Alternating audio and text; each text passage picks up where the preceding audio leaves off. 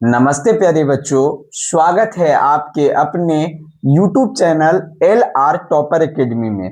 जैसा कि आप लोग जानते हैं, आज बायोलॉजी का जो है अगला लेक्चर लेकर आए हैं आप लोगों के लिए बेहतरीन ढंग से।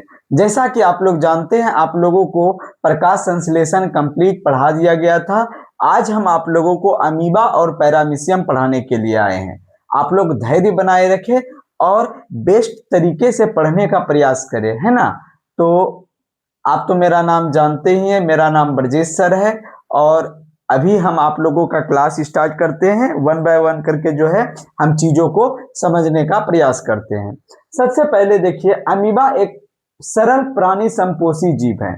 प्राणी संपोषी जीव जो मतलब अपने भोजन ग्रहण करने की विधि द्वारा जो भोजन करते हैं ना, उसको बोलते हैं क्या? प्राणी संभोजी, है ना, संपोषी जीव। तो ये जो है प्राणी संपोषी जीव है और ये एक तरह का प्रोटोजोआ है। क्या है? मृदु जलीय प्रोटोजोआ है ना। ये मीठे जल में पाए जाते हैं। इसके बाद यह एक मृदु जलीय है, एक कोशिकीय तथा अनिश्चित आकार का प्राणी है। आप लोग ध्यान से समझिएगा, अमीबा का आकार निश्चित नहीं होता है। अमीबा अपना आकार क्या करती है? बदलते रहती है ना। अमीबा का भाई आकार क्यों बदलता है? तो अमीबा में कुटपाद, यानी कि जब भोजन ग्रहण करता है ना, तो कुटपाद बनता है। तो कुटपाद बनने के कारण ही अपना आकार क्या करता है? बदलते रहता है। सपोज कीजिए, मान के चलिए ये आपका अमीबा है, ये अमीबा है, ये अमीबा है, ठीक है। अगर यहाँ पे भोजन के कण है तो धीरे धीरे ये यहाँ से बढ़ाएगा, ये यहाँ से बढ़ाएगा और बढ़ाते बढ़ाते क्या कर देता है? इसी को बोलते हैं कुटपाद बनना। इसको घेर करके जो है क्या करता है? अपने में समाहित कर लेता है ना। तो ये है मतलब जो है कि अमीबा वो निश्चित आकार का होता है, एक कोशिकीय होता है और मृदु जलीय होता है, यानी कि मीठे जल में पाए जाते हैं। ठीक है ना? ठीक है बाबू। इसका आकार कुटपादों के बनने और बिगड़ने के कारण बदलता रहता है, ये बता दिए। यह कुटपादों के मदद से, अभी जस्ट बताएं, ये जो भोजन ग्रहण करते हैं किसके मदद से भाई? कुटपाद के मदद से। किसके मदद से? कुटपाद के मदद से जो है ये क्या करते हैं? अपना भोजन ग्रहण करते हैं। ठीक है। अमीबा का भोजन शैवालों के छोटे छोटे टुकड़े, बैक्टीरिया, डाइटम एवं अन्य छोटे छोटे एक कोश के जीव तथा मृत कार्बनिक पदार्थ के छोटे छोटे इत्यादि टुकड़े होते हैं। मतलब छोटे छोटे टुकड़े जो है इसके भोजन करते हैं, बैक्टीरिया वगैरह खाते हैं ना, तो डाइटम खाते हैं, वे छोटे छोटे चीजों को, कणों को, एक कोश के जीवों को भी खाते हैं, है ना। ठीक है। अमीबा में पाचन जो है भोजन रसधानी में ही एंजाइमों के द्वारा होता है। अमीबा में जो पाचन है ना, भोजन रसधानी, मतलब जैसे भोजन खाया तो भोजन में जो इसको मतलब ये कार्बनिक अवस्था में ये घुलाता है, वहीं पे पाचन हो जाता है। लेकिन आपको पता है इसमें उत्सर्जन के लिए कोई निश्चित स्थान नहीं होता है। भाई उत्सर्जन क्या होता है सर? देखिए, जब मनुष्य भी खाना खाता है ना, तो आप जानते हैं कि मनुष्य जब खाना खाता है तो जितना खा लिया, जितना 50 का पचा लिया, इसके बाद जो है वो पचित भोजन को जो है उत्सर्जित कर देते हैं, बाहर निकाल देते हैं, है ना। वो पचे भोजन को क्या करते हैं? बाहर निकाल देते हैं और उसके लिए एक निश्चित स्थान है, मलद्वार। उसी प्रकार जो है इस अमीबा में जो है भोजन को उत्सर्जित करने के लिए, ओ पचे पदार्थ को, ओ पचे भोजन को बाहर करने के लिए कोई निश्चित स्थान नहीं होता है। ये कहीं भी छिद्र करके, ये कहीं भी छिद्र करके क्या करते हैं? अपने उपचित भोजन को बाहर कर देते हैं, है ना। देखिए, अमीबा के बारे में ज्यादा सोचने वाली बात नहीं है। अमीबा याद रखिएगा एक प्रोटोजोआ है, मृदु जलीय प्रोटोजोआ है। इसका आकार निश्चित नहीं होता है, इसमें उत्सर्जन के लिए कोई विशेष अंग नहीं होते हैं। यह उत्पाद के बनने और बिगड़ने के कारण अपना आकार बदलते रहता है। यह उत्पाद के मदद से अपना भोजन ग्रहण करता है। क्या बात समझ में आया क्या? अब बोलिए, इसमें कोई समस्या था क्या? मुझे नहीं लगता है कि कोई समस्या वाली बात होगी, है ना। उसी प्रकार अगर पैरामीशियम की बात करें तो पैरामीशियम का आकार देखिए चप्पल आकार होता है। कैसा होता है? चप्पल के आकार का होता है। आप देख सकते हैं ये पैरामीशियम है। ये क्या है? पैरामीशियम है। किसको किसको भाई ऐसा चप्पल है? बताइए, आप लोगों को है क्या ऐसा चप्पल? बिल्कुल होगा, है ना। ये चप्पलाकार है, जिसको क्या बोलते हैं? पैरामीशियम। ध्यान से सुन लीजिए, पैरामीशियम ये एक प्राणी संभोजी एक कोशिकीय जीव है। अमीबा की भांति पैरामीशियम भी मृदु जलीय प्रोटोजोआ है। अमीबा के तरह ये भी क्या है, मृदु जलीय प्रोटोजोआ है। और अमीबा भी एक कोशिकीय है और ये भी क्या है, एक कोशिकीय है।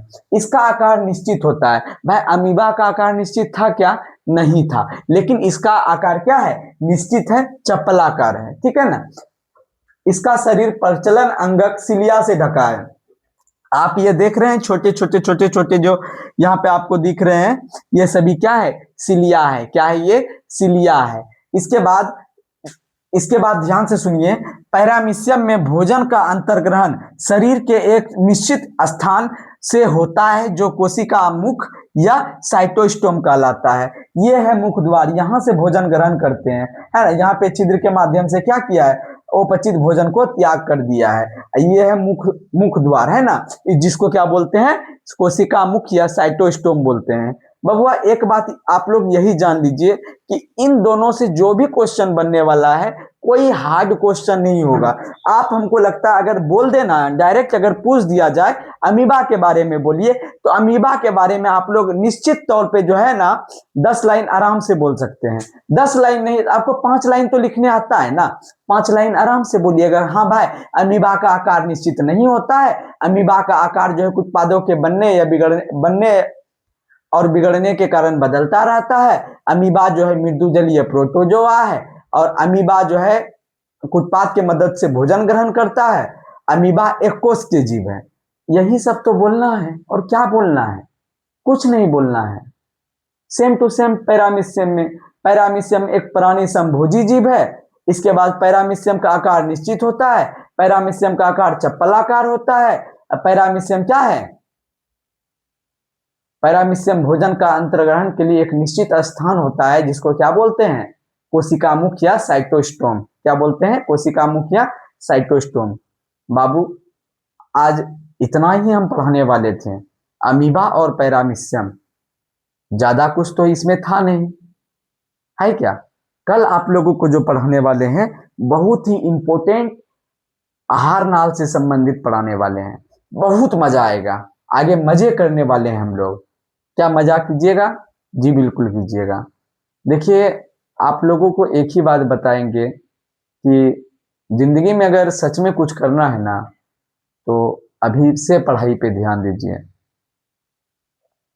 अगर अभी से आप पढ़ाई पे ध्यान नहीं देते हैं तो आगे चल के आपको बहुत सारी समस्याओं का सामना करना पड़ सकता है।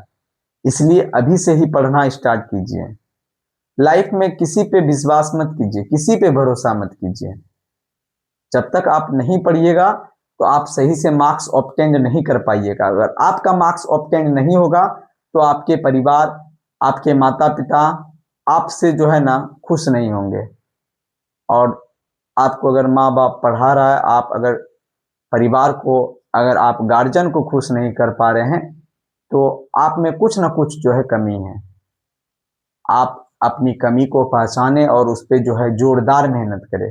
आपके अंदर जो चीज भी दिक्कत लग रहा है उसको जो है पूरा करने का प्रयास करें, है कि नहीं। पूरा कीजिएगा, ये ठान लीजिए। 5-6 महीना एग्जाम बचा है और 5-6 महीना एग्जाम में जो है ना ऐसा तैयारी कीजिए, ऐसा तैयारी कीजिए ना कि एग्जाम को फोड़ दीजिएगा। एग्जाम कोई हार्ड नहीं है। 10th आपको हम एक बात बताते हैं, लास्ट तक में जब बस इतना बता देंगे, फिजिक्स में ये क्वेश्चन पूछेगा, केमिस्ट्री में ये, बायो में ये, तो वही पूछेगा। लेकिन हाँ, आपको क्या बनता है कि अभी से मेहनत करें और आगे भी आपको जो है ये सब काम देने वाला है। तो एक प्रण लीजिए कि मेहनत करेंगे, अन्यथा कोई फायदा नहीं है कि नहीं है। क्या मेहनत कीजिएगा, जरूर मेहनत कीजिए।